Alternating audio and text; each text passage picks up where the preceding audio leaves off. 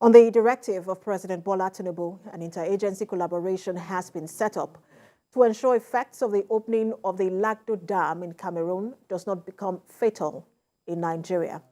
Moyo Thomas has more in this report.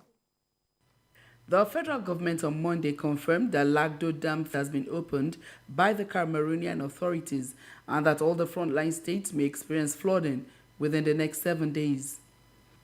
It is a matter of grave concern that had prompted the first collaborative meeting between the Ministers of Water Resources, Environment and Humanitarian Affairs and Poverty Alleviation.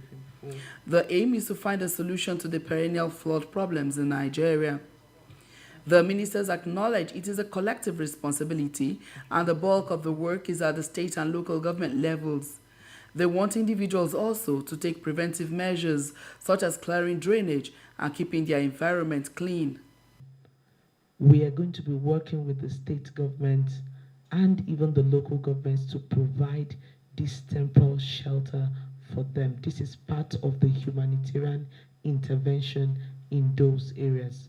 Of course, we had mentioned other interventions, including food and the rest of them.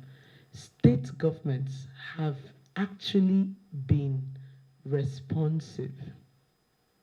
However, it has not been very adequate to cater for all the persons affected. And so we are encouraging the Nigerian Governors Forum to step up on its actions. Removing unwanted structures that are blocking waterways and also keeping the environment clean to reduce the menace of flooding, as the government at its own end is putting 1 or 2 measures in place for total eradication of this flooding. We are issuing hourly warning alerts on floods, not only with respect to the River Benue, but in most parts of the country, including River Niger, and even in the south of Nigeria, we're issuing hourly alerts.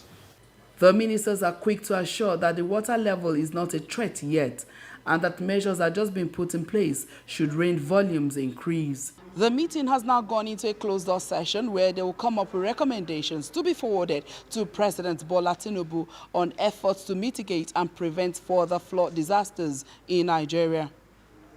Moyo Thomas, TVC News, Abuja.